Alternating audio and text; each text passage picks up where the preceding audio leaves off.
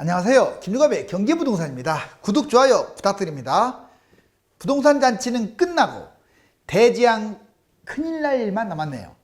지금 버티기는 여름 상승장의 기대감으로 오르고 있는데 1천만 공급 폭탄이 쏟아지고 거래량이 끊긴 상황이고 인구 감소에다가 거품 붕괴, 금리 인상 등이 줄줄이 이어지면 아주 심각한 상황이 전개될 것입니다. 상담 안내는 02501-7554, 유료 상담은 010-3999-8808입니다. 전화 주십시오. 당장 시작되는 부동산 대지양 팩트를 한번 보실까요? 부동산 대지양 큰일 난다. 최대 피해를 보는 6종류의 사람은 누굴까요? 지금 완전 지옥처럼 숲바닥 아비 규환이네. 돈이 날아다니고 집값은 거품은 계속 올라가고 1천만 가구 공급폭탄 대폭락 이끈다. 다시 말하지만 이거 꼭 기억하세요. 1천만 가구라는 거.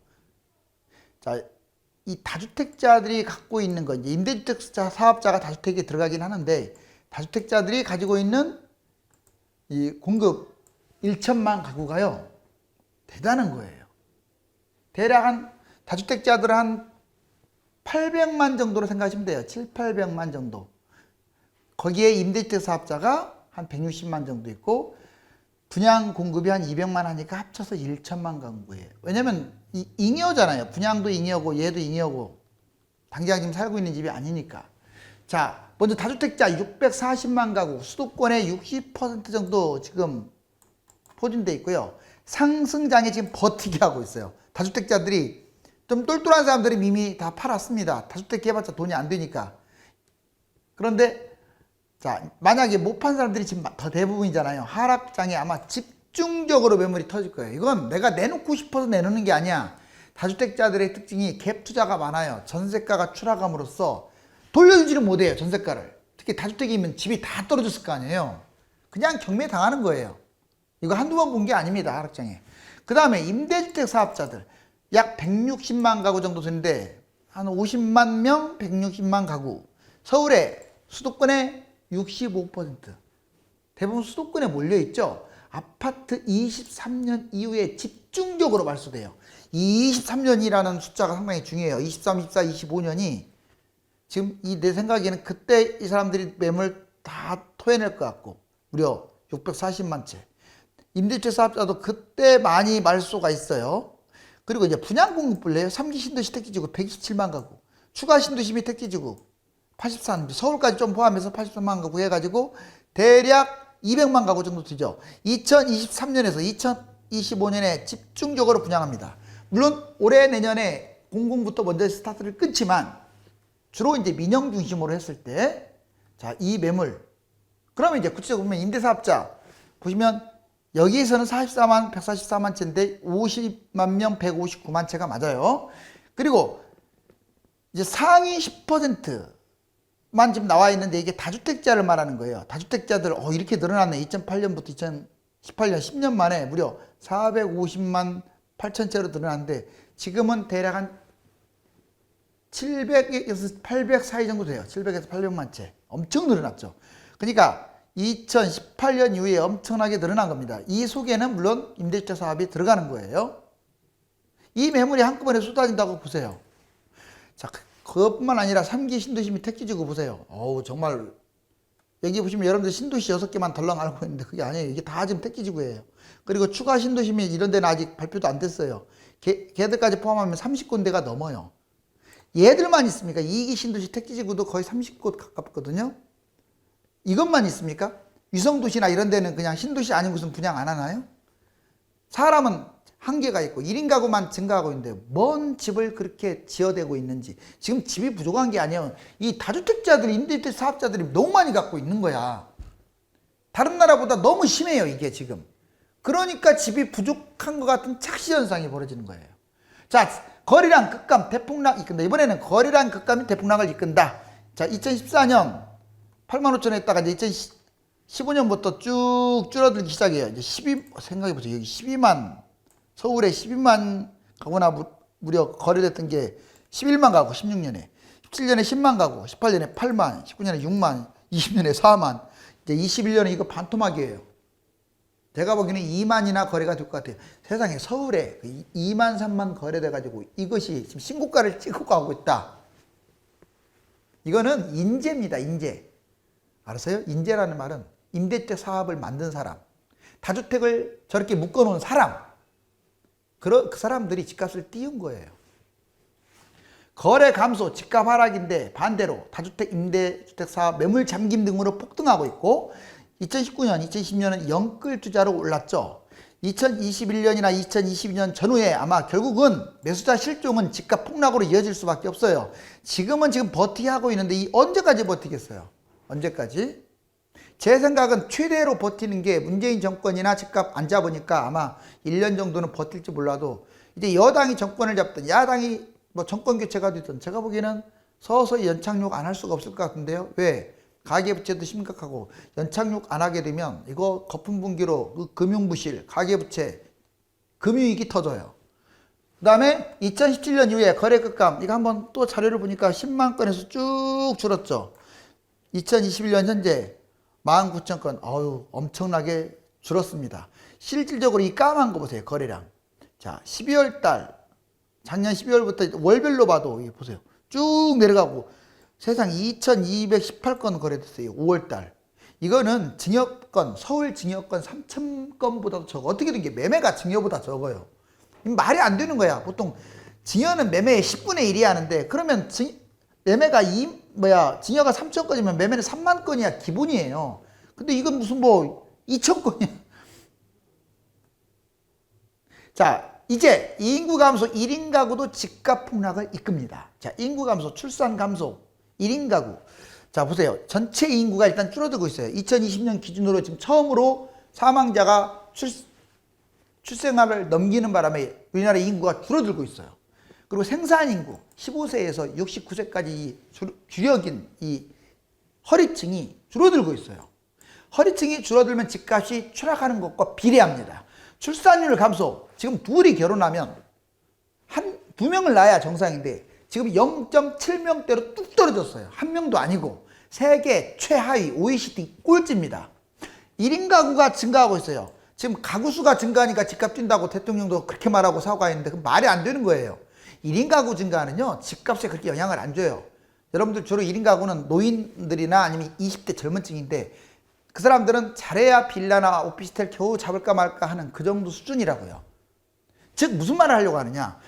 지금 아파트를 대부분 선호하잖아요. 그 비싼 아파트들을 선호하는데 1인 가구가 증가하기 때문에 수요층이 지금 줄어들고 있다는 거예요.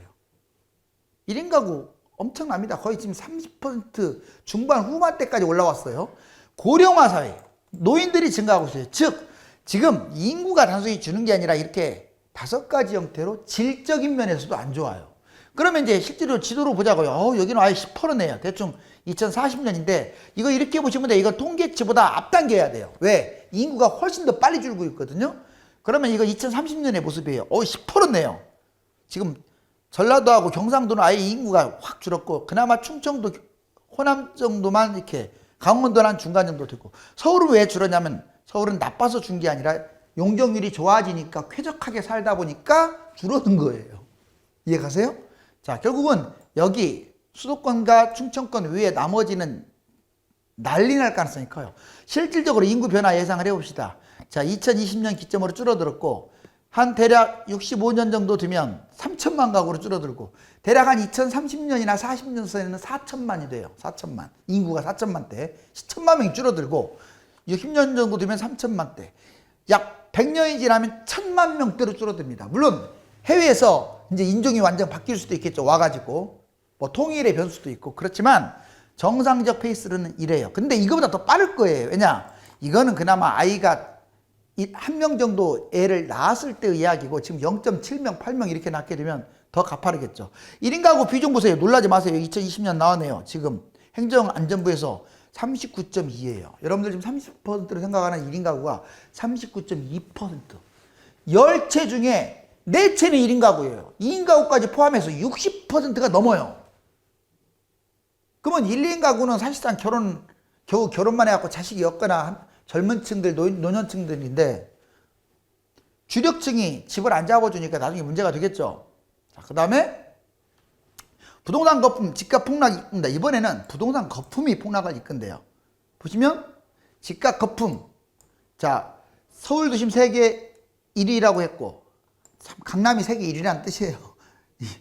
대단하죠. 서울 5위, 전국 14위. 자, 구축이 이제 뭔 말이냐면 이것은 이제 집값이 많이 올랐다. 집값 거품이 심하다. 피해야 할 규모가 15.5. 쓰지도 않고 먹지도 않고 15.5년을 모아야 정상적으로는 30년 정도 돼야 집을 산대요. 이게 세계 5위권이고요.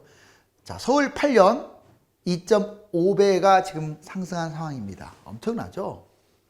자, 8년 동안 2.5배. 즉 4억짜리가 지금 10억이 넘어갔다는 뜻이죠. 가계부채 증가율 세계 1위, GDP 대비 거의 뭐 100% 수준으로 지금 이미 그러니까 우리나라 GDP 대비 100% 수준을 뛰어넘었다. 부채를 빼버린 우리나라는 아프리카만도 못한 가난한 나라가 된다는 뜻이에요. 전국의 거품이 심합니다. 자, 서울 전체 거품 최대치고요. 지방에 특히 고가 아파트, 차라리 서울은 거품이 적다고 볼 수 있어요. 대구, 부산, 뭐 지금 제가 지방의 고가 아파트들 30억에서 40억 사이 하는 것들 쭉 불러드렸는데 걔들 추락하면 5억, 10억으로 떨어질지도 모릅니다. 자, 그 다음에 주요 기관도 경고를 하고 있네요. 국내의 주요 기관, OECD, IMF, BIS, 블룸버그. 인구 공급 문제도 거론되고 있어요. 인구 급감, 1인 가구 증가, 분양, 매물 무려 1천만 채라고 했잖아요. 그럼 이걸 보면 서울 아파트 매매가 2017년 문재인 정부 출범 이후에 6억밖에 안 했던 게 11억 천이에요. 세상에 어떻게 평균 집값이. 그리고 2013년 기준은 4억이었어요. 즉 4억 바닥에 4억이었던 게 11억으로 뛰었다는 거예요. 4, 3, 12, 3배 뛰었네요, 서울이. 그러니까 가지고만 있으면 3배 먹은 거예요. 평생 3, 40년 동안 저금할 돈보다 훨씬 많이 뛰었어요.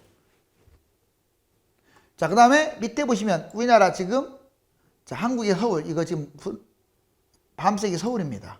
나머지가 전국이고, 자, 일본하고 비교해보세요. 빨간색. 아우, 우리나라가 엄청 뛰었죠. 이것도 2018년까지밖에 안 나왔는데 이렇게 날아가는 거예요. 지금 일본은 이 모양 이 꼴이에요. 자, 그리고 세계 주요 도시 소득 대비 집값이 15.6. 세계 거의 뭐 5위 안에 들어온다고 제가 얘기했고, 런던, 뉴욕, 도쿄, 싱가포르를 압도하고 있죠. 도쿄하고만 비교해도 5배가 넘어요, 지금 우리나라가. 거품이. 아시아 주요 국가 GDP 대비 부채. 원래 일본이란 나라는 기축국가라고 하면서 일본은 내가 보기에는 뭐잖아 망할 것 같아요. 403%예요. 거기는 아날로그 국가입니다. 물론 이제 예전에 중소기업들이 탄탄하면서 정말 대단하게 번영을 일으켰는데 이 나라 1991년에도 4만 달러였어요. 지금 몇만 달러인지 3만 달러예요. 오히려 30년이 지난 지금이 더 못 살아요.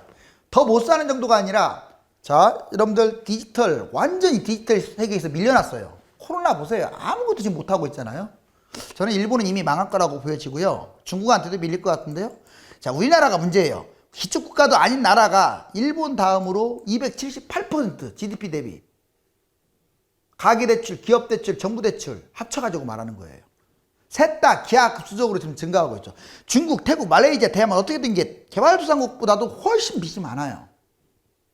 자, 금리 인상, 대폭락. 이게 금리 인상이 부동산 대폭락을 또 이끈다. 자, 여기 보시면 영끌 빚도 직격탄을 맞겠죠. 2030 세대 1765조 빚을 지고 있고 1% 상승할 때마다 12조의 부담을 갖습니다. 지금은 집값 뛰는 맛에 버티고 있지만 집값이 하락하면 난리가 나겠죠. 악성대출 급증, 20대 개인회생 29% 증가, 이금융권, 다중채무 급증, 집값 하락 본격화, 부동산 수요 급감하고 있고 이자 부담, 매물 폭탄. 바로 금리 인상이 벌어지게 되면 이렇게 영끌 비투가 가장 심각한 타격. 악성대출을 받은 일반 소비자들, 소상공인들, 집값 하락하게 되면 무리하게 잡은 분들. 자, 이제 이걸 보면 연내 인상 미국 앞서서도 가능. 그러니까 금리 인상이 당장 제가 보기에는 9월, 빠르면 9월, 8월, 여름, 늦어도 11월입니다. 그리고 한 번, 두 번 한 게 아니에요. 일단 소비자 물가지수가 이렇게 올라갔고 주담대금리 5년 국고채 보세요. 5년 국고채가 이제 까만 거 올라가고 있죠. 10년도 이렇게 비슷해요. 그 다음에 빨간 거 주담대 주택담보대출이 올라가고 있죠. 당연히 이렇게 뛰고 있으니까 이제 기준금리도 이렇게 올라갈 수밖에 없어요. 미국보다 먼저 뛸 가능성이 커요. 부동산 폭락장에 누가 피해보는 줄 아세요? 이건 거의 뭐 확실해요. 실제로 2010년부터 14년 동안 집값 대폭락 그때 이 사람들이 엄청나게 피해를 봤어요. 지금은 자, 꽃길만 열리는 줄 알고 가지고 있죠. 꽃길은커녕 똥길이 되죠. 이제 보세요. 자, 6등부터 할게요. 누가 6등에 들어가는 것도 안 좋은 거예요. 안 팔리는 거 갖고 있는 사람들 쫄딱 망해요. 주로 빌라라든가 오피스텔. 물론 얘들이 가격이 싸니까 많이 떨어지진 않아요. 이게 솔직히 말하면 금액이 싸니까 덜 떨어지는데 거래가 안 돼버려요. 얘 때문에 집을 못 사는 거야. 다른 것을. 그렇게 폭락 반토막 난 아파트를 못 사요. 그래서 평생 벼락거지가 되는 거예요. 그래서 빨리 이런 것들 털어내세요. 그 다음에 5등 비싼 아파트를 가지고 있는 사람들 망하는 거예요. 왜? 비쌀수록 집값은 많이 떨어집니다. 뭐 강남에 있다고 많이 떨어지는 게 아니라 금액이 비싼 것은 많이 폭락을 해요. 서울이든 지방이든. 그 다음에 4등이 누구냐? 영끌 투자예요. 빚을 왕창 내가지고 투자한 사람들이 아주 쫄딱 망하겠죠. 그런데 재밌는 게 있어요. 영끌보다 더 위험한 게 뭔 줄 아세요? 바로 갭 투자자입니다. 갭 투자자 쫄딱 망해요. 3등이. 왜? 집값이 떨어지면 전세값도 떨어지니까 전세값을 받아갖고 이렇게 주는 거잖아요. 근데 그 전세값이 없는 거야. 특히 갭 투자한 사람들은 공통점이 돈이 없어요. 그러면 이런 일이 벌어져요. 전세 사는 사람도 문제지만 이 사람도 파산당하는 거예요. 주인도. 둘 다 심각해지죠. 2등이 누군 줄 아세요? 이제 더 심각해진 걸 알려드릴게요. 이 사람들은 집에 한 채야 그래봤자 임대주택 사업자들은 쫄딱 망합니다. 지금이야 세금 없으니까 좋아 룰루랄라지만 집값 하락장에 세금이 문제가 아니에요. 그냥 막 곤두박질 치면 하나당 3억씩 떨어졌잖아요. 나머지 줄줄이 한 5개 갖고 있으면 3, 5, 15, 15억 떨어지는 거고 10개 갖고 있으면 30억 떨어지는 거예요. 지금 세금이 문제가 아니잖아요. 세금 혜택은 뭐예요? 말수 안 됐으면 뭐 합니까? 자, 그 다음에 1등이 다주택자예요. 차라리 그나마 임대주택 사업자는 좀 어떻게 잘해갖고 버티면 좀 어떻게 하는데 제가 못 버티죠. 왜냐하면 주로 갭 투자 때문에 못 버텨요. 갭 투자 때문에. 못 돌려주니까 돈을. 다주택자들은 쫄딱 망하겠죠. 완전히. 자, 이거 꼭 기억하세요. 그리고 부동산 매도 징검다리 갈아타기 방법을 알려줄게요. 지금 뭐 무조건 매도라고는 안 하겠지만 매도를 생각해야 할 것들 비아파트, 아파트가 아닌 것들은 꼭 매도를 생각하세요. 나홀로 아파트, 비아파트 같은 경우도 이제 곧 재개발 기대가 좀 강하거나 이런 것들을 왜 팝니까? 이런 것들을 팔아야죠. 신축 빌라 같은 거. 또 아주 오지에 있어가지고 입지가 형편없는 거. 투자 목적이 있다면 아끼지 말고 던지세요. 올라가지도 않는 거 조금 올라갈 거 기대하고 왜 끌고 갑니까? 이건 하락장에도 안 팔리고 상승장에도 안 팔리다 보니까 다 놓쳐요. 나홀로 아파트 지금이 나오니까 거래되고 이것도 씨가 말랐는데 집값 하락장에는 거들떠보지도 않아요. 10억짜리 나홀로도 보지도 않습니다. 이게 언제 팔리느냐? 하락장 지나고 상승장도 한 3, 4년 지나야 나홀로가 팔려요. 잘 보세요. 상승장 8년 차인데 거의 6, 7, 8년에 나홀로가 팔리지 않았나요? 그전에는 개미새끼 오지도 않잖아요. 강남도 오지도 않아요. 100세대를 누가 봅니까? 그런 걸. 300세대를 누가 봐요? 자, 못난이 부동산. 입지가 떨어지는 것들, 황금성이 떨어지는 것들은 매도해버리라고요. 지금이라도 매도하고 징검다리로 갈아타세요. 뭔 말이냐? 지금 징검다리. 매도를 하고 황금성이 높은 소형 아파트. 좀 좁더라도 그냥 이거 팔고 현금 부여해도 상관없어요. 이런 것들은. 근데 집 없으면 불안하다면 이런 것들로 너무 많이 뛰지 않은 이런 것들로 갈아타거나 또는 가만히 있는 걸 징검다리라고 해요. 왜? 현재가 대상승 꼭지니까. 그런 다음에 이걸 끌고 간 다음에 또는 그냥 무주택으로 간 다음에 갈아타기. 서울과 강남 인접아파트, 대단지 역세권, 유망아파트 많이 폭락한 곳으로 갈아타면 되잖아요. 또는 무주택일 경우는 그냥 사면 되잖아요. 근데 이런 걸 끌고 가는 사람들은 이때 안 팔려. 2에서 5년 대세락 바닥대. 그런데 이런 사람들은 조심하세요. 멀쩡한 아파트. 1000세대, 800세대 아주 입지도 뭐 나쁘지도 않고 괜찮은 아파트를 그냥 팔아버려요. 많이 뛰었다고. 이러지 마시라고. 저 사람 때문에 팔아가지고 망했다. 내가 언제 팔라고 합니까? 지금 이런 거나 팔라고 하지? 무시하니까 파는 거예요. 무지하니까 파는 거예요. 그러면 언젠가 꼭 나는 팔고 싶다 그러면 지금은 상승장이잖아요. 아직까지는. 좀 더 계속 하다가 내가 보기에는 뭐 길게 보면 대선까지는 뛸 것 같고 짧게 보면 금리 인상 전후까지는 뛸 것 같아요. 부동산 대재앙 아무튼 큰일 납니다.